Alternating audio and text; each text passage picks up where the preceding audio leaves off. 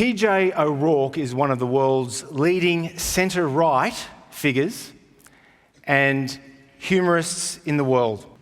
PJ's had an illustrious career. He's had several stints at National Lampoonand magazine, Rolling Stone, and he's the author of 16 books, including, among others, Give War a Chance and Don't Vote. It just encourages the bastards. Ladies and gentlemen, the great P.J. O'Rourke.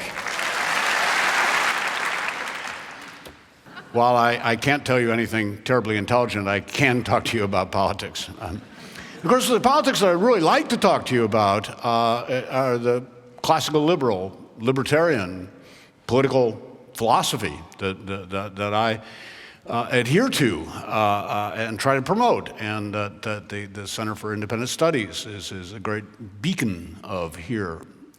But because I have come from America, I know nobody's going to listen to a thing I say until I answer the question, what the hell is going on in America? Well, it's really quite simple. America has gone insane. Please don't judge us. Medical science has learned a lot about mental disorders in recent years.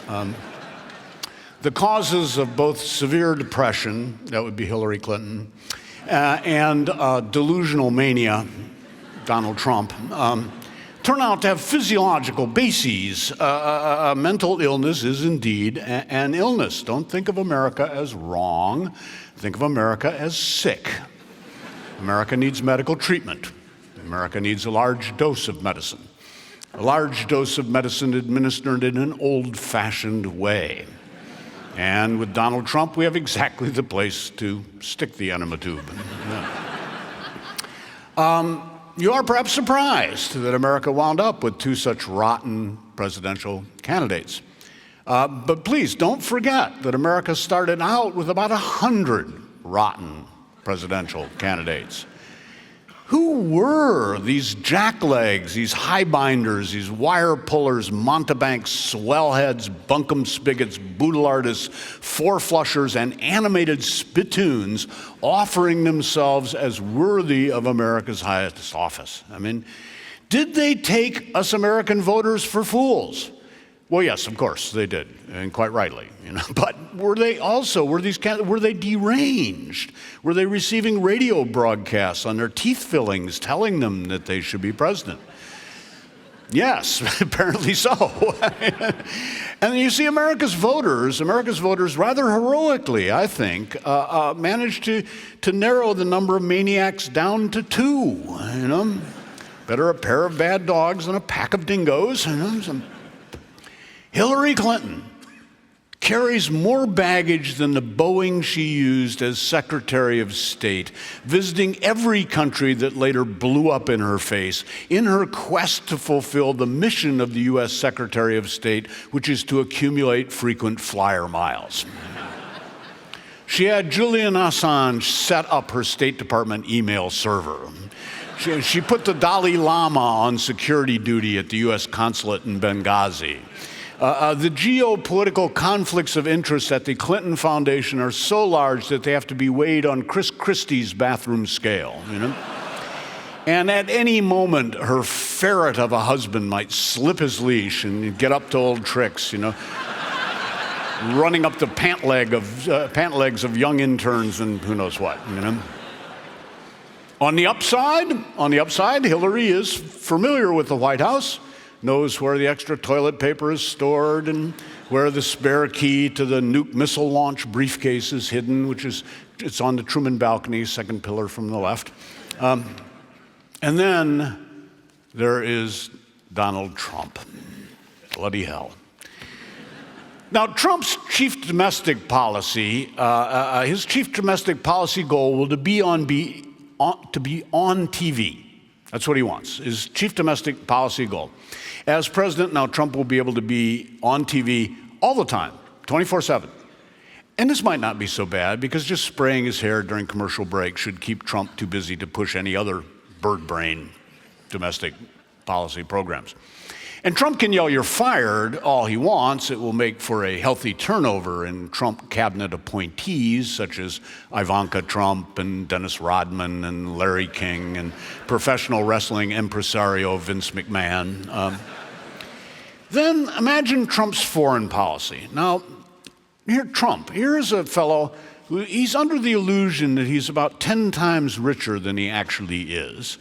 He believes President Obama was born in Kazakhstan to the Queen of Sheba and raised by KGB agents in the remote forests of Harvard Law School. China, Russia, Iran, ISIS, the Taliban, and Hamas will be paralyzed with fear. Who knows what this lunatic is going to do? Well, what he's going to do is build hundreds of Trump casinos, Trump hotels, and Trump resorts in Moscow, Beijing, Tehran, Raqqa, Kandahar, and the Gaza Strip. And then all of them will go bankrupt the way the Trump Taj Mahal, Trump Plaza Hotel, and Trump Entertainment Resorts did.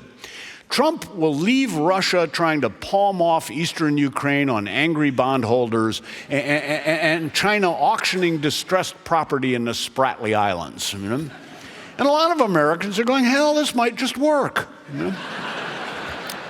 Which it will not. But I like to look on the bright side of things. I'm an optimistic person, and we libertarians consider the 2016 American presidential election to be a teachable moment. You know, when are America's conservative politicians, which is to say, all those scores of Republicans who lost the nomination to Donald Trump, when are they going to learn that cultural conservatism is a lost cause? I mean, the conservative Republicans they're still fighting the culture wars. They're up on the front lines of the culture wars, bravely firing away at reproductive choice and recreational drugs and gay rights. And they haven't noticed that the other side has gone home to celebrate victory with legalized marijuana at same-sex wedding receptions, And then on the other hand, when are America's progressive lefty Democrats, when are they going to learn that political power, it's a two-way road? The progressives build this huge, heavy, speeding and unstoppable road train of a government, and then they get all frightened and weepy when it looks as if someone like Trump may get behind the wheel, turn the road train around and run them down with it, All this, by the way, in stark contrast to your elections.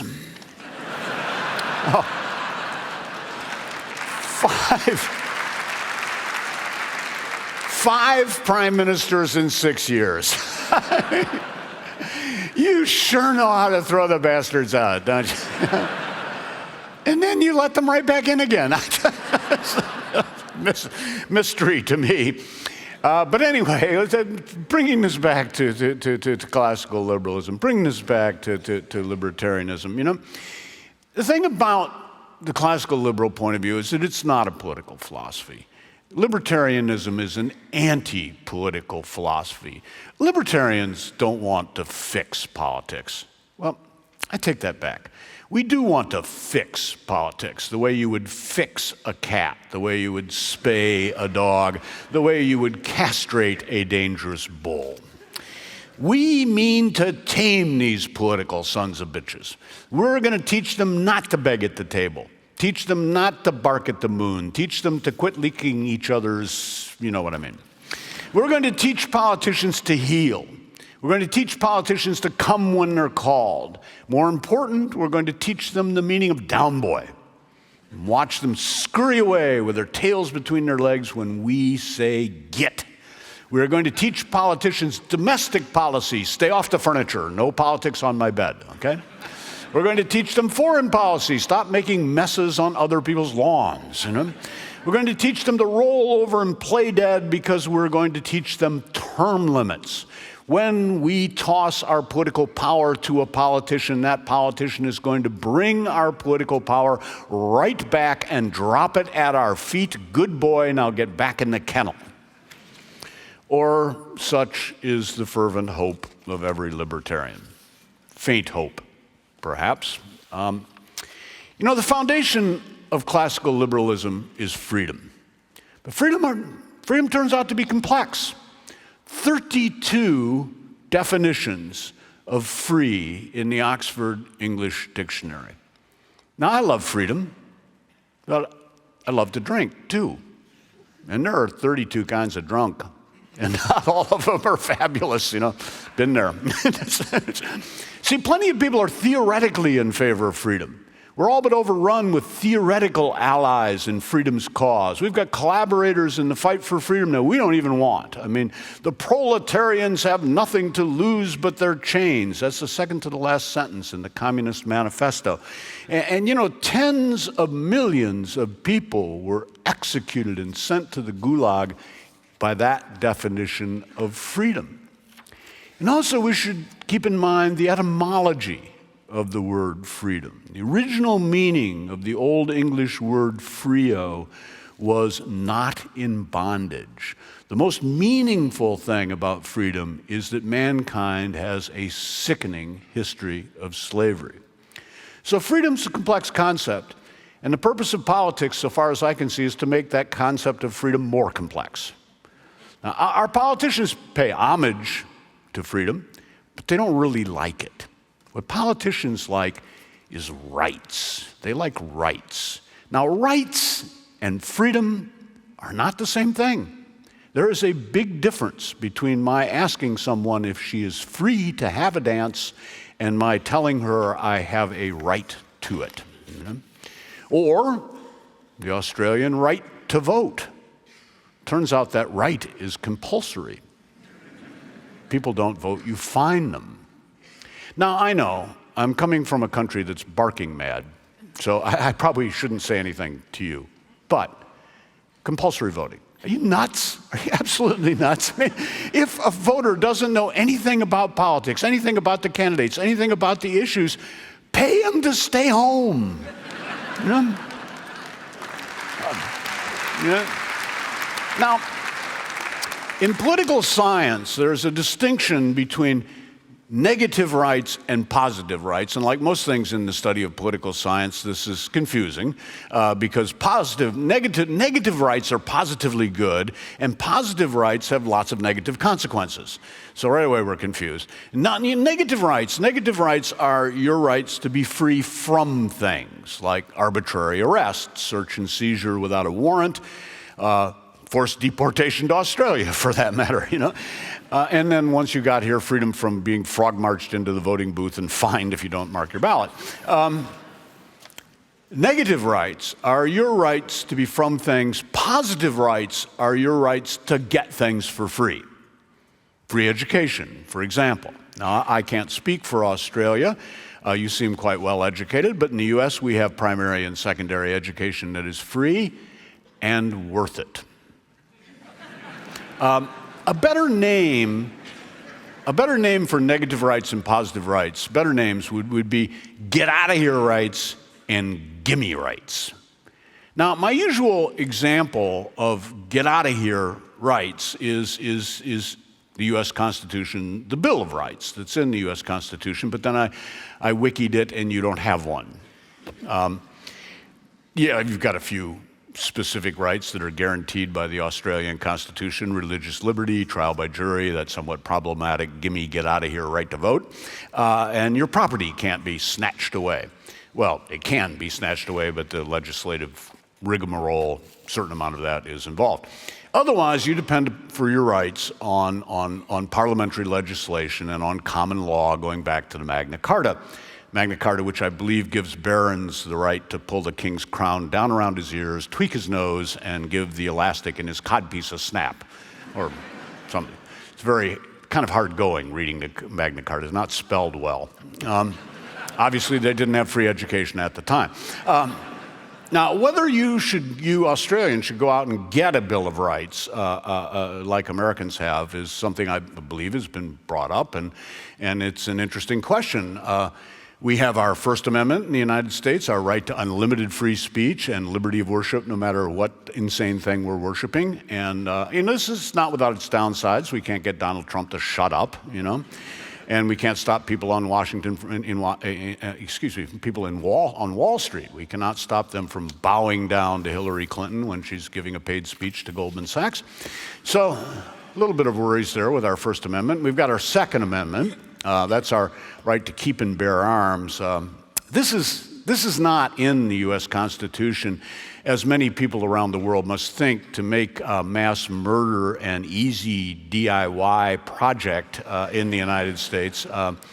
It's there. It was originally there because it was once the case, historically, that whole groups of people were not allowed to keep and bear arms. Groups of people such as the Irish, such as my family. Some of whom got shipped to Australia as rebels, and others of whom got shipped to the United States as ballast. So anyway, right to keep and bear arms, all well and good in theory, but as you may have noticed, in practice, turns out to be a little messy. We've got our Third Amendment. This is giving us the right not to have troops quartered in our house. The government cannot put a soldier in our bed, although no mention is made of what if the soldier is very attractive and fit. Then we have our Amendments 4 through 8, which pretty much cover the same ground as your common law rights, but without the part about the barons, taking the piss out of the king.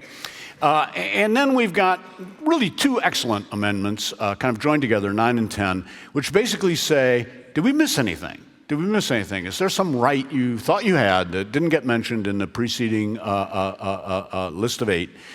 Well, you've still got it. You've still got it. I quote, "The enumeration in the Constitution of certain rights shall not be construed to deny or disparage other rights retained by the people." So good on the Founding Fathers. But I'll tell you what I actually like about the American Bill of Rights is that all of the rights enumerated are get-out-of-here rights. There is not a gimme right to be found in the Bill of Rights. It's not like, for example, the old Constitution of the Soviet Union. That was full of gimme rights. I mean, the Soviet Constitution, it said everyone had a right to a job. A right to a job. Oh joy, oh rapture unforeseen, Bill of Rights is in the U.S. Constitution is entirely to do with the American freedom to say, I have got God, guns, and a big damn mouth, and if the police arrest me, the judge will go my bail. It's all about fundamental get-out-of-here rights, our right to be left alone, our freedom from interference, usually from our government, but also from our fellow citizens when they want us to sober up, quit yelling, put the shotgun down, and go back in our trailer, Now, politicians are always lukewarm supporters of get-out-of-here rights. I mean, for one thing, at every election, politicians are being invited to get out of here, For another thing, strict adherence to get-out-of-here rights as a basis for a free society, it leaves little scope for legislating, something that legislators dearly love to do. Now, gimme rights are much more politically alluring. Gimme rights form the basis of all political promises, of all political platforms, and this is how we find ourselves as voters tempted with rights to education, to health care, to housing, to a living wage, to high-speed internet access, to 3 French hens, 2 turtle doves, and a partridge in a pear tree. And politicians show no signs of even knowing the difference between get out of here and gimme rights. Indeed, politicians mix those kinds of rights together with malice of forethought and intentionally present their citizens with a muddled idea of freedom. Now, perhaps the most famous political pronouncement of freedom ever made was by American President Franklin Roosevelt. Roosevelt declared there were 4 freedoms. Freedom of speech, freedom of religion, freedom from want, freedom from fear. But notice that beggar, number 3, freedom from want, has slipped in among the other, courageously speaking, devoutly praying, bravely fighting freedoms. And when a politician says freedom from want, we should well ask, want what? When a politician promises freedom from want, that's not a political statement of generosity. It's a political statement that if we wish to be free from want, we need to go to the political system to become so. And how well is that political system going to deliver? Well, when Franklin Roosevelt made his 4 freedoms speech in January 1941, there were 6 million Jews in Europe who wanted nothing but a safe place to go.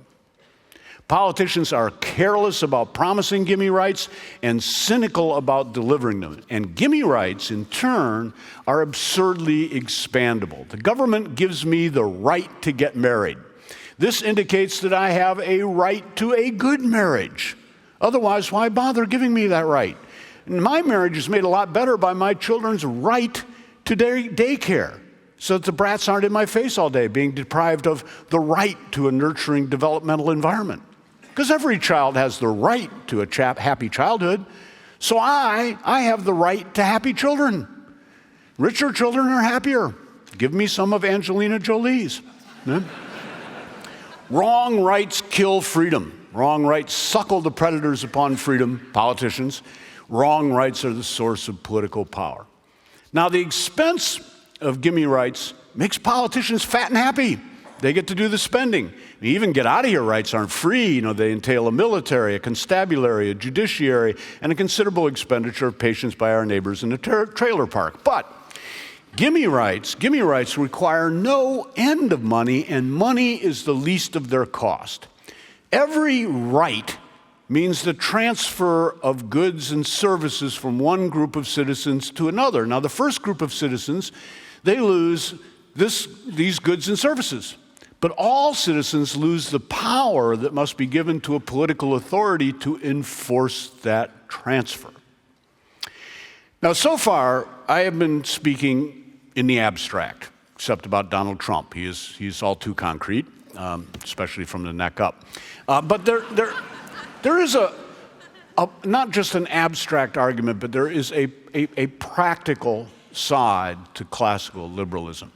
Everybody knows government costs too much, but thanks to the work of two of libertarianism's patron saints, really, the economists Milton and Rose Friedman, thanks to their work, classical liberals are able to explain why government costs so much. Now, more than 30 years ago, in their book and their TV special, Free to Choose, the Friedmans used a very simple four-box graph to show that mathematically there are only 4 ways to spend money. Only 4 ways that money can be spent. Your money spent on yourself, your money spent on other people's money spent on you, other people's money spent on other people. That's the only 4 ways that money can be spent. Now, way number 1, your money spent on yourself. Now, let's take cars as an example of something to spend on, and me as an example of someone doing the spending, okay? Now, 20-odd years ago, 26 years ago, I guess, I bought a Porsche that I still have. It was great. I got a terrific deal on it. I got it almost new from a dentist who had scared himself with it and bought a Lexus instead. You see, when you spend your money on yourself, you get, as nearly as you can, exactly what you want, and you bargain as hard as you can for it. And then there's way number 2, your money spent on other people. Now, you still bargain hard, but you're not quite as concerned about getting exactly what's wanted. Although I'm sure that my wife is very fond of the Yugo that I got for her and the kids. Right? Way number 3, spending other people's money on yourself. Well, I'm on the fence between, there's a Lamborghini Aventador that costs $834,000. I'm kind of on the fence between that and an Aston Martin DB9 GT, which is a steal at $201,000. And then there's way number 4, spending other people's money on other people. You're not involved at all. It's not your buck. Nothing is in it for you, so it might as well be billions spent on reopening all the Holden factories and giving the jobs to saltwater crocodiles who are endangered by climate change. Right? And way number 4 is the way that all government spending is done. So that's why government costs too much. And everybody also knows that government shouldn't be given too much power, but classical liberalism can tell us why government shouldn't be given too much power. And the reason is because government has a special kind of power, a kind of comic book superhero power, or more properly, I should say, a comic book supervillain power. The political system, you see, as in our developed world democratic countries, political system has a monopoly on the legal use of deadly force.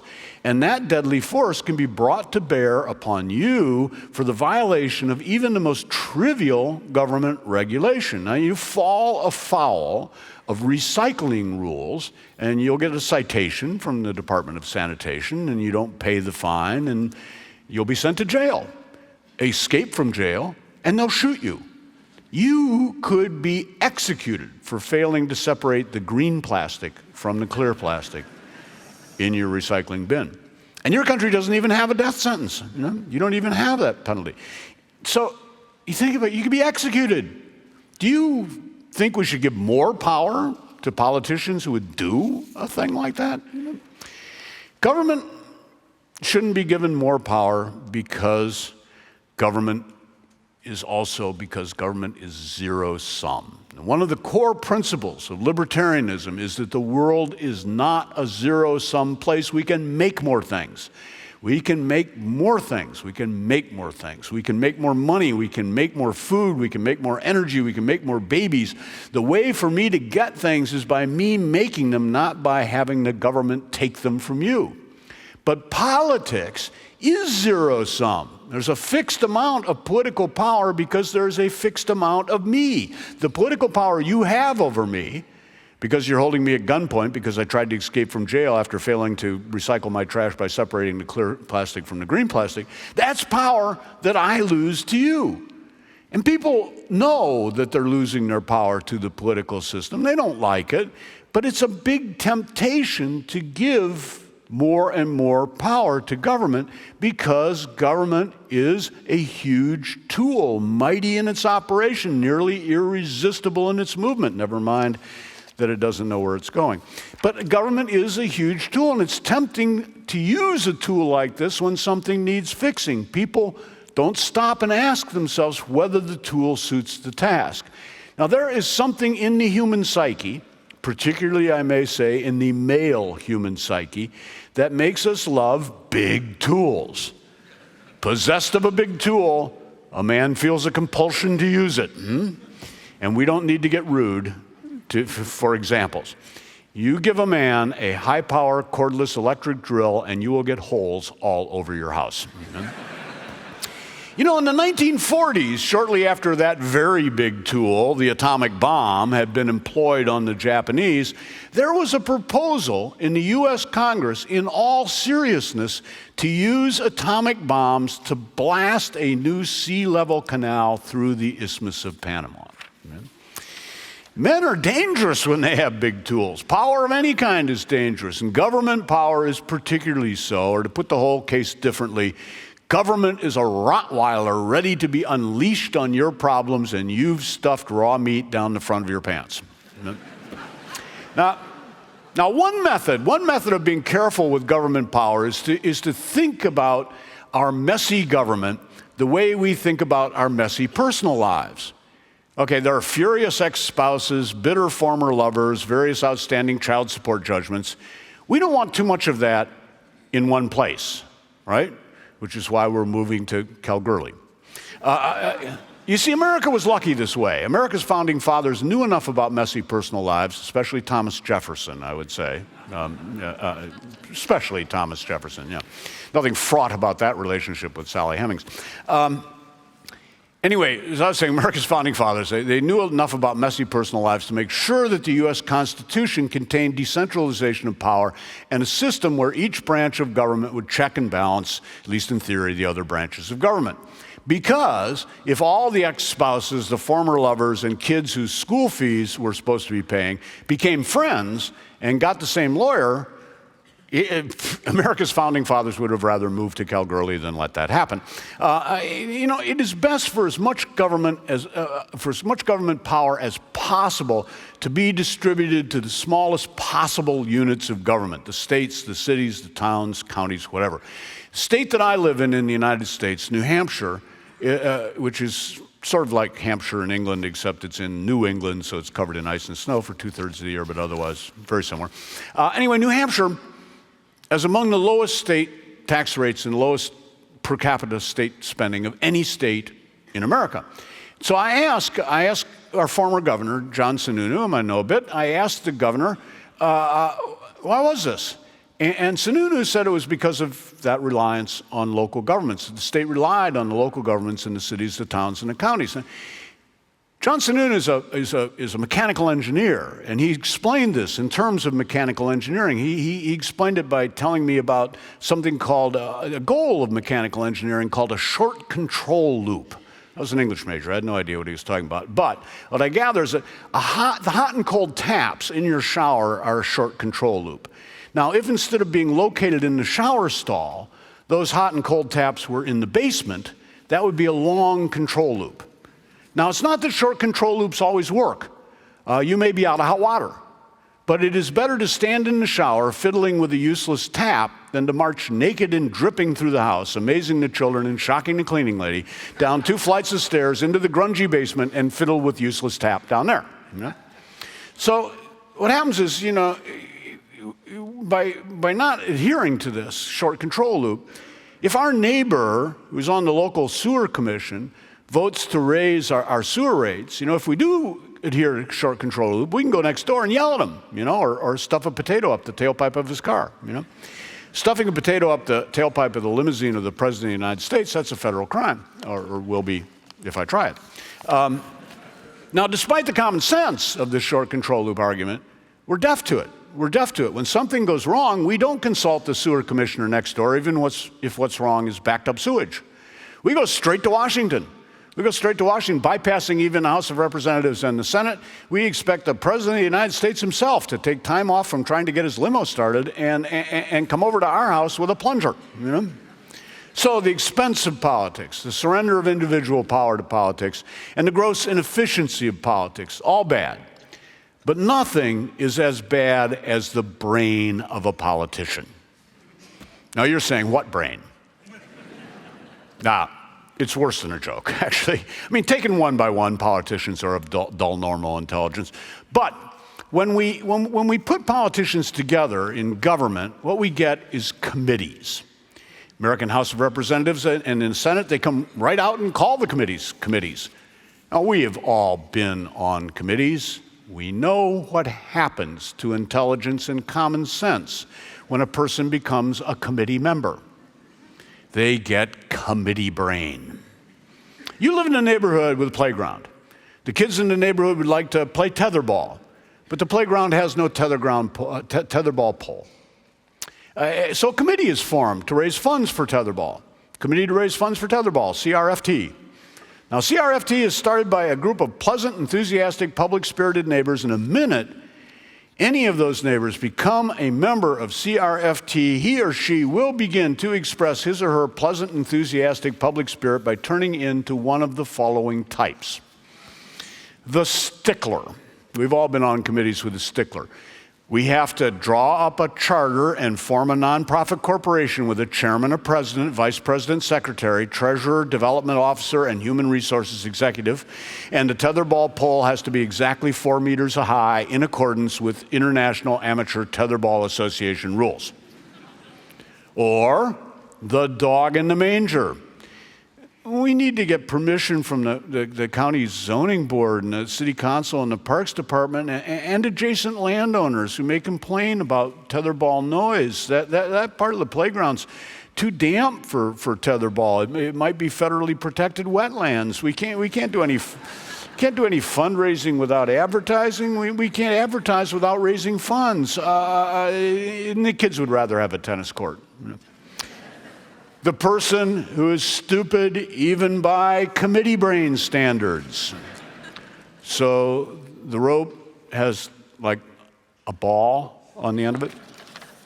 The worrier. Padded pole, breakaway tether, lightweight foam ball, and a ban on playing after dark or when visibility is poor, and when the sun is shining to avoid UV skin cancer damage. And the kids should wear helmets and knee pads and safety belts. The person with ideas. We'll have a tetherball league. No, 3 adults, juniors, and tether tots. Let's set up a challenge grant to erect a second tetherball pole in the inner city. Midnight tetherball could be an alternative to crime for deprived youth. And we can also promote tetherball as a way to combat child obesity, which would make us eligible for funding from the Gates Foundation. The person with ideas, none of which have anything to do with tetherball. Is the tether biodegradable? Is the pole made from recycled materials?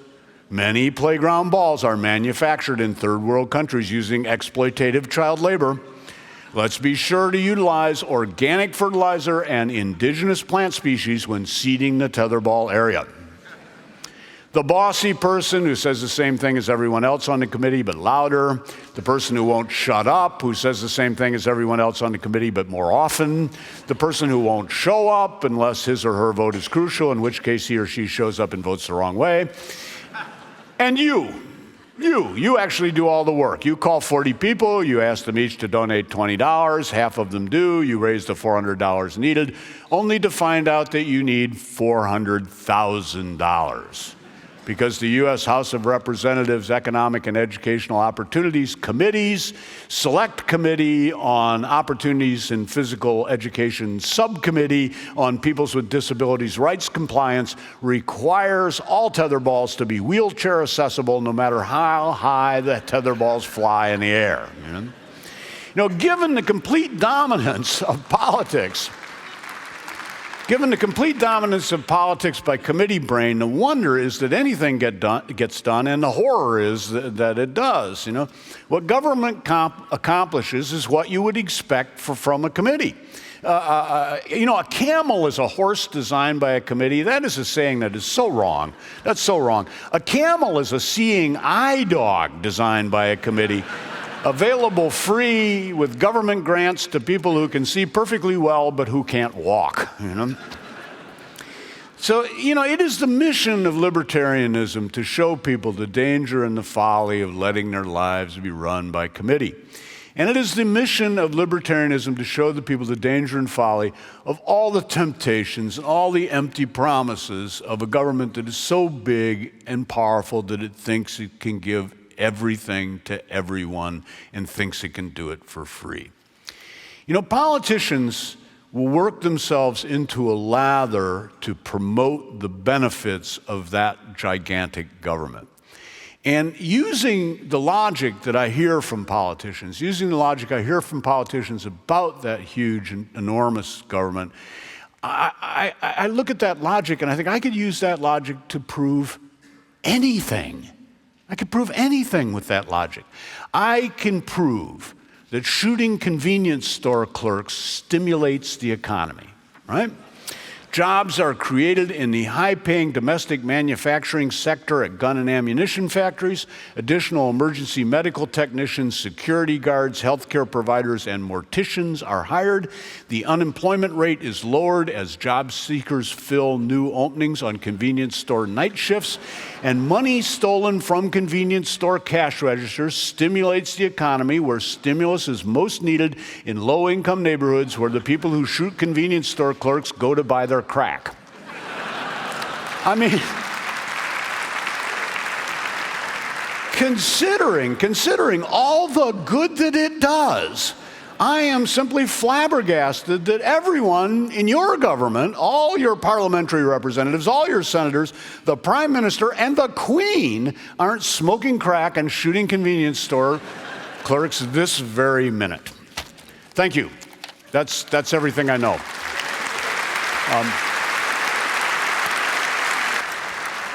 Well, you've reminded us of in your very quirky and witty way, the perils of liberal life in the United States in 2016. But how does this affect the presidential race? Who, for example, you are a lifelong Republican, you're a Libertarian, you're a quintessential centre-right guy. Does this mean that you'll automatically support the Republican in this election, given everything you've just said? No. Now, you see, Hilary Clinton is the worst example of everything I've just been talking about. She's a terrible example of all of that stuff, whereas Donald Trump is simply terrible. You can't,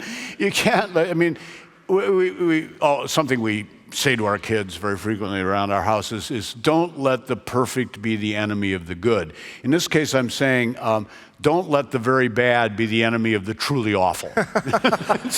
So no, I lifelong Republican. I am ethnically Republican. Ethnically Republican. I come from. My family, my mother's family, has been in the Republican Party since it started, and I mean their idea of a Democrat was John Wilkes Booth, the guy who shot Lincoln. You know, that was a Democrat around my house. That was my grandmother wouldn't even, she'd call him damned fool. She wouldn't say Democrat in front of the kids. So no, I grew up absolutely strictly Republican, and I think Hillary is all wrong. But there are people who are simply unsuited to be handed the lever of power. You know. Well, you have said that Hilary Clinton is absolutely wrong about everything, but, quote, she's wrong within normal parameters. Yes, that's right, yeah. But question, hasn't the success to date of Donald Trump and even Bernie Sanders, and for those who aren't familiar, the 74-year-old socialist who, among other things, honeymooned in the Soviet Union, gave Hillary a real run for her money. Yeah. Hasn't the success of Trump and Sanders, in a way, upended normal parameters? Well, you know, no, not in the sense that, especially when we go to finger on the button time. You know, I'd like to stay wrong within normal parameters. But something's going on there. Yeah. Obviously, something's going on, and it's immense voter frustration. And I think, you know, that if you were to do a root analysis of this, to try and go back to the absolute core of this, it's that, and this is true around the world, we have built in liberal democracies, we have built an enormous welfare state. And in the process of doing that, we've expanded not only the size but the scope of government until government intrudes into every single aspect of life, until we have a situation where the government is the first thought that everybody has about where to go to fix a problem. I mean, there is no problem so small that it can't cause a street demonstration. So now, even if we were to stipulate that, let's not talk about whether what the government's doing is right or wrong. Let's stipulate for a moment the idea that everything the government does is good. That's not a very likely idea, but let's just hold that as a thought experiment for a moment. Let's say everything the government is doing is good. It still couldn't possibly get it all done. It couldn't do it all, and it certainly couldn't do it all without absolutely breaking the bank, which is what all of our governments in developed countries with the social benefit states are doing. I mean, it's like a spousal relationship. It's like a marriage where I say to my spouse, look, okay, let's divide up how we do things. You'll earn the principal income, and you'll raise the kids, and you'll do all the cooking and the house cleaning, and take care of the car maintenance, you know, and do the lawn work. Yeah, you're going to do that, and I'm going to. I'm going to watch football on television. This marriage is not going to work out, okay? And this is kind of the marriage that we, the electorate, have. This is the marriage we're in with the government, where we've said to the government, like, okay, take care of everything for us. And even if that government were really doing a good job and all the things that it did were good, that's a big if. Yeah, but does that explain the success of Trump? I mean, there were 17 Republican presidential candidates in this primary, and he was probably the least free market oriented, correct? Yes. Well, no, it explains the frustration. It doesn't explain how the frustration vented itself. And it's so scary to look at the United States, which it was once upon a time basically a one-party state. You know, I think there was a British journalist, it may have been Andrew Coburn, or Alexander, one may have been one of the Coburn brothers, who said that, you know, America basically has one political party, and just like America, they've got two of them. You know, there used to be huge overlap between the two parties, And even now that they've been locked in partisan battle over the past 8 years, there's still a tremendous overlap in objectives, if not in the method of getting there. To see America's electorate fire off in two radically different directions that have nothing to do with this long-standing American consensus. One lunatic leftist over here, I'm going, zombie politics, that's zombie politics. His politics are dead. The Berlin Wall fell on his politics, Boom, they got killed. And I'm thinking, well, of course it's kids. Of course it's kids who go for Bernie. You don't realize, where were, you say to these kids, well, where were you in 1989? Oh, yeah, not born by a long shot, were you? We killed off communism so well that they don't know it doesn't work, we did such a good job. That's just, And of course, kids are always left-wing because they come from the only example of Lenin's idea of from each according to his ability to each according to his needs. There's only one place that actually happens. It's your house. It's your family, right? That's what happens in my house, from each according to his ability. That would be dad's paycheck, to each according to his need, which would be everything you can imagine that the kids want. And so you got it shooting off in that direction. So Bernie is saying, we've asked the government to do almost everything. Let's just knock it off and ask it to do absolutely everything, okay? And so that might work. And then you've got Trump, and I don't know what the hell is going on with Trump. Trump is a middle finger. Trump is a middle finger to the establishment, and not just the establishment, Hilary Clinton establishment, the Barack Obama establishment, or even like the Jeb Bush establishment. It's a middle finger to all of us in this room. It is to all of the elites. This is what, people who feel that they are just set upon. I interviewed, excuse me for going on about this, but I did a piece for BBC World Service about the New Hampshire primary. Now this is tough. First, you only got 27 minutes. Second place, it's the World Service, so it's not Americans. And not only that, it's the World Service, so a lot of people who are listening, English is not their first language. So you gotta be clear in your explanation about what's going on here. And I failed utterly and completely. But I interviewed a lot of Trump supporters, and I would go right up to them. Don't you think he's a little vulgar? Yeah. And would you want him around your house? No. Why are you voting for him? Because of this, because they deserve this. They got this coming. And then you would ask people, why are you so frustrated? And like one guy was saying to me, he said, look, I got all these problems that I have with government. I work in a heavily regulated,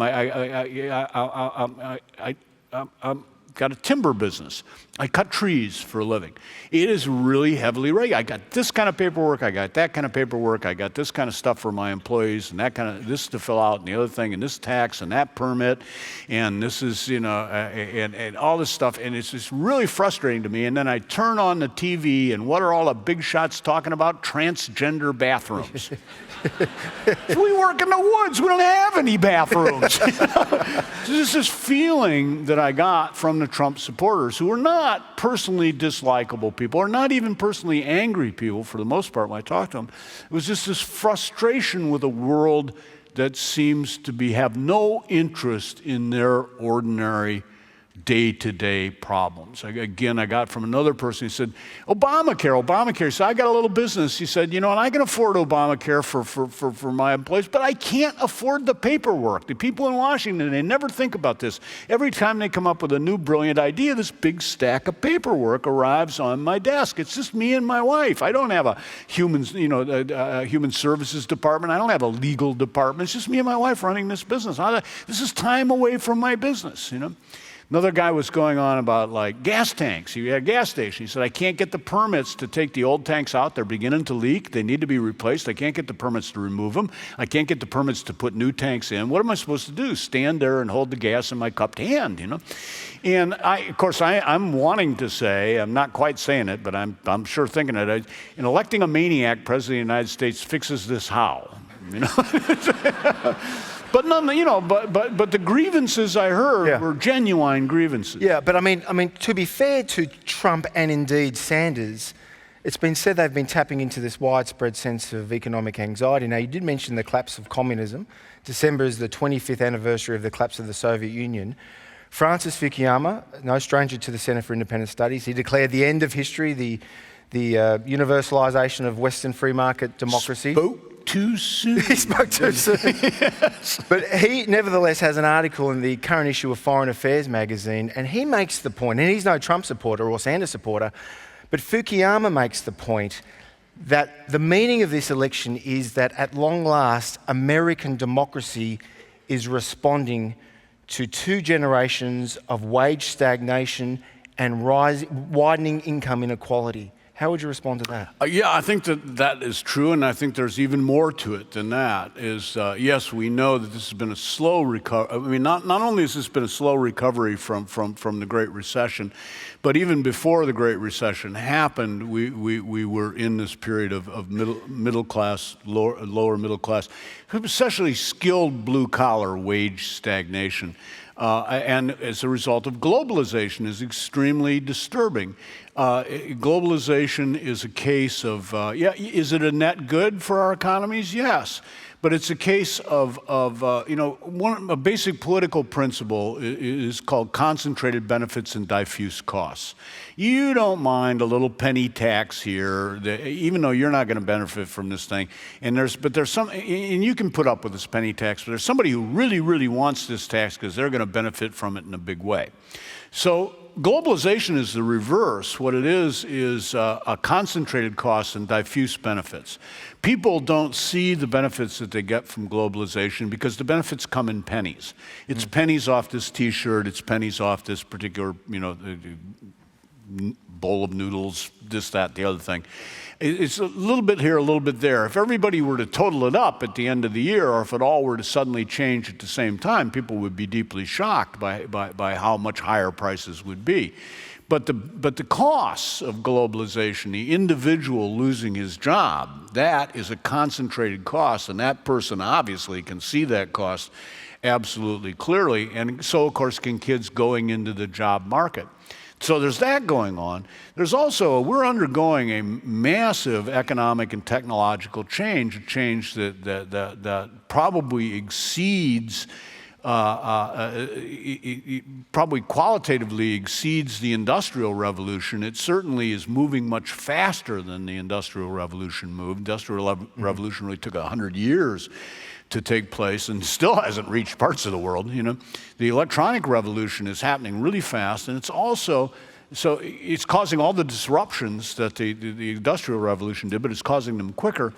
The other problem with it is it's nonlinear. The one thing about the Industrial Revolution caused huge disruptions in people's lives and in society, but it had a sort of linearity to it, and once you'd seen a railroad train, how surprised were you by an automobile? Not very much, because it's just a locomotive off the tracks, But the current electronic, or whatever it may be called, revolution, the digital revolution that we're undergoing, is going off in so many directions at so many different times, changing things where you least expected them. And it's leaving everybody a little bit well, to nervous. what extent does this digital disruption, economic dislocation that's culminated in the rise of Trumpism, to what extent is this a global phenomenon? I mean, to what extent do you see this in many parts of Western and Eastern Europe? Pretty much everywhere, I think we see it in the developed world. Certainly, it's the Brexit vote. The Brexit vote stems from the same sort of thing. I would say the Scottish independence movement, putting on the other side, also stems from it. There is, of course, a clear and present, while we in the United States and you here may feel a general unease, dissatisfaction, and worry, they've got some highly specific things to worry about in Europe, and it's causing the frustration there to be channeled into really some really unpleasant things. To nationalistic, chauvinistic, outright racist splinter political parties that are no longer splinters. Marie Le Pen probably has, more political influence than any other person in France, and that's... They're really threatening the established parties over there. Yes, they really are. Yeah, and they're, there's nothing of the fool about Marine Le Pen. There's nothing clownish. But after Le Pen, after Trump, will normal programming resume in mainstream politics in the West? Yeah, probably, but when is always the question. You sort of feel like, looking out at this landscape, you're sure things will return to normal, but it's like the problem that economists have. Economists can always accurately tell us what will happen. They just can never tell us the two things we want to know, which is when and how much. About that, they're absolutely. There was the chief economist of the now retired of the New York Stock Exchange, an older guy, so we'll allow him to tell a somewhat sexist joke. But he said, an economist is a guy who knows 100 sexual positions and doesn't have a girlfriend. Michael Lind, one of the sharp minds in Washington, Michael Lind, Yes. makes a point in a recent article, I think it was in Politico. He says that what we're witnessing now is not a left-right divide in mainstream politics, but the beginning of a long battle between multicultural globalists, these are the elites, and populist nationalists, the masses. Is that plausible? It is plausible enough to be seriously worried about. Plausible enough to I'm not sure he's right, but it certainly is a possibility. And I think one of the things that politicians need to understand, I love being a journalist. I love being a journalist because of moments like this. All my job is just to turn on the light and see the roaches scurry. I don't have to step on any, That job belongs to politicians, or other people who are actually leaders in society. I have no responsibility whatsoever, and I'm so glad of it. So often you look at problems around the world, and you think, boy, I'm glad I don't have to decide what to do about that. Not that anybody's called me up to ask me, but I'm still really glad. If they did, I would say, it's your problem, President Obama. That's why we elected you, and quickly hang up. But what we often forget is that people on the margins of our society, people who are just scraping along, any of these changes, they tend to bear the brunt of this, and they are least able they're least flexible in their economic situation, and they're also least flexible in their social situation. So we get a wave of immigrants, and this is a good thing in many ways. These people are highly motivated. They are our fellow human beings. They're going to work hard, and they're going to help build our nation, and they're also going to help us to avoid the demographic suicide that places like Japan are committing, where everybody in the whole country is over 80. So these are great, but of course it's with the immigrants are people, and some of those people are not so good, and they gravitate to marginal neighborhoods where people in our own society are just kind of scraping along. Yeah. And so it's these people whose jobs may be underbid by new immigrants who have to adjust to, suddenly they're sending their kids to school where half the kids in the school don't speak the language that their kids speak, maybe don't speak the language that each other. My wife and I, when we were looking at schools, when we were still living in Washington, there was a good public school near us, but we were talking to the school librarian, and she said, well, there's one little problem with the school. There are 28 languages are spoken by the children in the school. This makes even just teaching 2 and 2, because I don't know what the Tagalog word for 2 is. This makes complicated everything for the school. And yeah, these people are, they wouldn't be human if they weren't having trouble adjusting. Yeah, the process of coming to grips with radical change is never easy. Before I ask my last question, we'll open it up to everyone here. 1, 2, 3, 4, if you'd like to assemble, and we'll try to get your questions in. We'll have 15 minutes.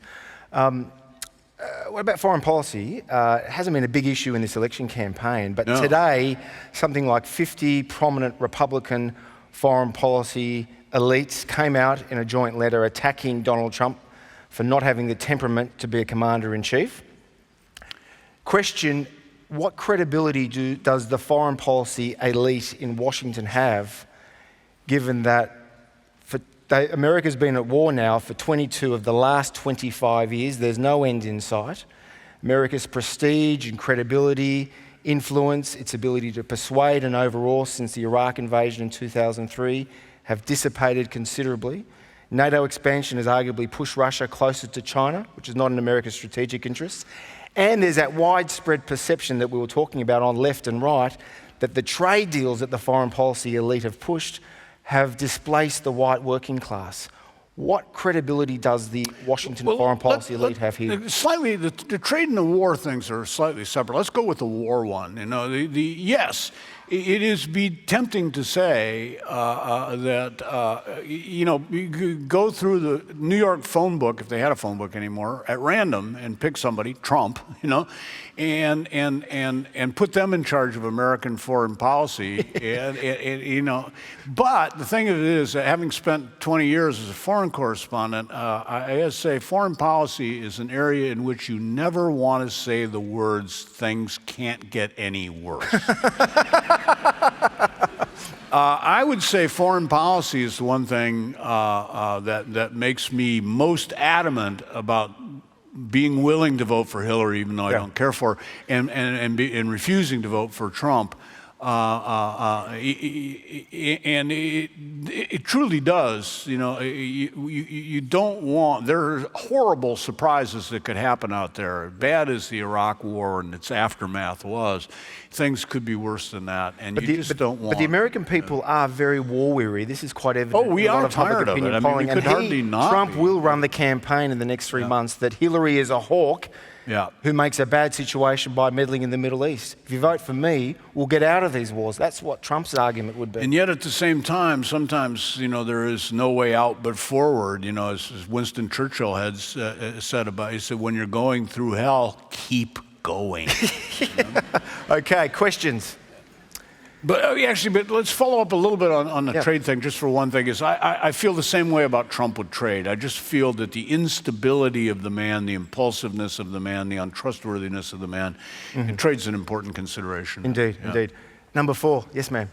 I'm just surprised that you've only mentioned Gary Johnson in passing, and wanted to know what you think about his candidacy and what the impact will be on this outcome. These are the Libertarian candidates, Gary Johnson and William Weld. What are their prospects, and will you support them? Well, if I have the luxury, yes, I'd like to support them. But I think it's so important that Trump not be president. That if I wake up on election day and in my state Hillary is ahead by a comfy 30 points, I will then have the luxury to vote the Libertarian ticket.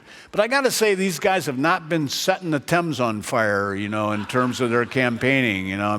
Johnson, best known for his love of marijuana, Bill Weld for liking to have a drink, and nothing against him for it, but it is the token tipple ticket, But I think it does open up, if we get better Libertarian candidates in the future, it probably does. They are going to get a big chunk of the vote, and rightly so. And how worried are you about that? Oh no, I think it's a good thing that they're getting a large chunk of the vote. Well, we're looking at 5, maybe 10%. Yeah, we're certainly looking at. And they need 15% to be on the debate stage, correct?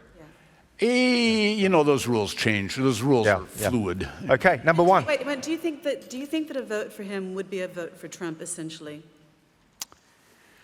No, I would say actually the Libertarian ticket's probably going to take more votes away from Trump. But I will say this, that Mike Bloomberg, whom a lot of us thought would be an excellent third-party candidate had he chosen to run, Mike did the math on this. Mike's good at math, and he came to the conclusion that basically anybody who ran to the right of Hillary would increase Trump's chances of winning. So I sort of defer to a guy who spent a lot of money and time thinking about himself. On that note, I have heard polling data that shows that 5-10% of Sanders supporters parking their vote with the Libertarians. Isn't that intriguing?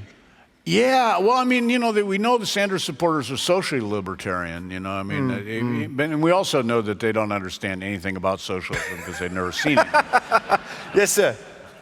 PJ, thank you very much for your many books, but particularly Holidays in Hell, When you look around the world, do you actually wish there was another chapter you could write, and where would that be? No, I don't. You know, as I said, I spent 20 years as a foreign correspondent, most of it in trouble spots. And I can't go back. One thing, I'm too old. You know, I came back from the Iraq War telling my wife, I said, you know, I'm too old to be scared stiff and too stiff to sleep on the ground. So that's that, you know. We're done with this stuff.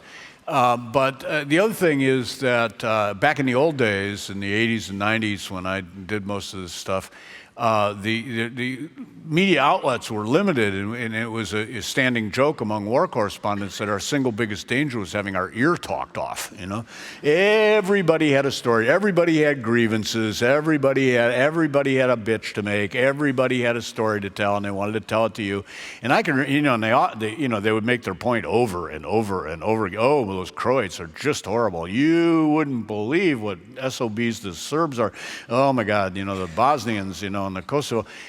I can remember plenty of times when I was they couldn't read English. I'm just scribbling I'm writing, I am taking notes, I am taking notes. I would flip the page with a flourish, you know, look attentive, because they had guns, you know, so I mean, you don't want to be rude. I'm taking more notes now. So those days are gone. They don't need us anymore. They're on Twitter. So. Number 2. Yes, sir. Thanks for the talk, Mr. O'Rourke. I was a libertarian of sorts when I was young, and in my view, I progressed. In your view, no doubt, I regressed. My question concerns the sort of large-scale structure of the economy of your country. So, you know, your president coined the term military-industrial complex, and without going into the details, that's the idea that there is a cooperation between big business and government to take a massive wad of the tax spend and use it for global domination. And unless a fair few leftists are completely wrong, certainly it could be said that your country is very, very distant from anything resembling a sort of laissez-faire type of system. My question, I guess, is what's the point of being a libertarian in that context? Because you could live for 500 years and never get there. Why not engage with the system as it is, which is sort of imperialist and oligarchical in many people's view? Well, the reason that I don't vote for the Libertarian Party is precisely what you say. But the other thing is, the most important thing about libertarianism is that it's a critical method. When you look at what a politician has to say or a program is being presented, libertarianism basically asks you to ask 3 questions, which is this conducive to human dignity? Is this conducive to human liberty? Is this conducive to human responsibility, to individual responsibility, individual liberty, individual responsibility, individual dignity? So libertarianism is more, it's not a coherent political philosophy, it's more a way of looking at things. And I would guess that however your vote may have shifted on the political spectrum, my guess is that you probably retain that core idea of how to look at things. Libertarianism is incompatible with a Pax Americana, in other words. Well, it certainly has its problems. And incidentally, with the military-industrial complex, where'd the industrial part go? Those guys all lost their jobs. It's now become the military and renewable solar power, eco-friendly light rail complex. Number 3. Yes, sir. Thank you very much, Mr. O'Rourke. Regarding Donald Trump, he's obviously been brought to heel in the last week, given his widely absurd carry-on for the weeks before, attacking the Khan family, kicking babies out, and all that sort of off-the-cuff stuff. He was brought to endorse McCain, Paul Ryan and a few other senators with a written script, which was very unusual for him because we had to remember their names. Yes. But he was obviously schooled by the Gingrich, Giuliani's, the elders, if you like, of the party. Yeah. And in fact, even in Detroit, where he gave his economic speech, it was still scripted. And even when protesters were saying, he had small hands and all the rest, which is just such a delicious insult. Question. Do you think he can stay... the question is, can he stay on message? No. Or is he going to flip out he's gonna in the flip next out. 24 hours? Yeah, he's absolutely going to flip out. He is, people have done all this psychoanalysis of Trump. I don't think anybody who's raised kids needs to do any psychoanalysis of Trump. He's a big 3-year-old, Yeah, it can be really cute for a moment, and then all hell breaks loose, We had a saying, particularly about our eldest daughter, was that there's the terrible 2s, and then there are the 3s that are so bad there's no name for them. And he's utterly infantile person. Yes, ma'am. So given that you think Trump is just a massive middle finger to everyone, how do you feel about, or what do you think about the way the Republican establishment or elites are handling his candidacy? Should they be disavowing him, or? Yes, they should be. I'm ashamed of them. I'm absolutely ashamed of them. They should have the guts, like the Bush family has, to step aside and say, no, this is just absolutely inappropriate. Not nearly enough Republicans have done that, and I think it will be remembered. I think it will be remembered, especially if he gets elected. Oh gosh, it will be very much what did you do during the Trump, Daddy? Yeah, but hang on that note though, should these Republicans repudiate Trump because of his rude and crude behaviour, or because he essentially wants to upend the central pillars of the Republican Party that have been in place since Ronald Reagan's ascendancy? Oh, well, certainly both those things, but probably they should start with his character and then go to his, his ideology or lack thereof. Yes, ma'am. This is not a particularly educated response, but I just wanted to make a comment that free will, it sounds as if your political philosophy has been handed to you by your family. And I wonder about free will in America, where people have the right to bear arms and they go around killing each other so badly and so horrendously. And I just wanted to say I take a slight exception about your comment about compulsory voting in Australia. I think it's one moment where everyone's forced to think about what they want their country to be. And that's not such a bad thing. Whoa, there you go, PJ. You're on the back foot now. It's your country, you make the rules. It's not up to me. Looks wacky from the outside, but maybe if I were here, I would understand. And let's just not go there with the guns. The thing is, you can't just be. It's like an American. You get to Australia, and it's like, what about your guns? And I'm like, I didn't bring a gun. I don't have a gun. And it's just, you're not going to get those cats back in that sack. They're probably, they're about 320 million Americans, and there are about 320 million guns in America that we know of. And good, you go over there and have a try at sorting it out. It's an interesting issue, isn't it? I mean, this America-Australia divide. I mean, John Howard... It's a big divide, yeah. John Howard, a well-known conservative prime minister, a second longest-serving prime minister, in America, he's known as being to the left of the Democrats on gun control. And Julia Gillard, who was a prominent centre-left Labor politician, prime minister here, at the time when she was prime minister, she was on gay marriage to the right of Dick Cheney. So it just goes to show how complicated Dick Cheney was, Quickly, one last question, number 2, yeah. If the scenario happens where the Electoral College is deadlocked between the two candidates, how likely do you see it where electors may vote differently than their state voted? Not very likely. That would take the kind of upstanding political courage that I'm trying to think of which American politicians have that kind of courage, and there may be some, but they're dead. And I'm not even sure about them. It's just that politicians will do almost anything you can imagine except end their own careers.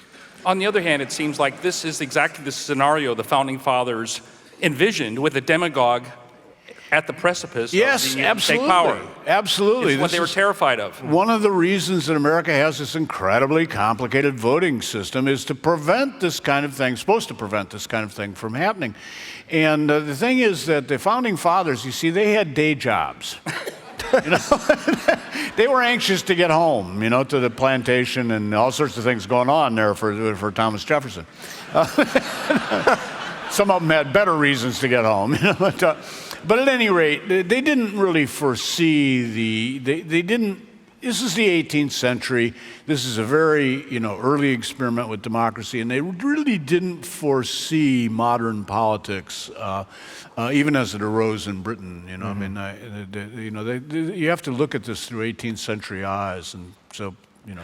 Look, we could keep talking, and I'm so sorry we've got no more time for questions. But ladies and gentlemen, please thank me, PJ O'Rourke. You're very welcome. Thank you. Thank you, Don.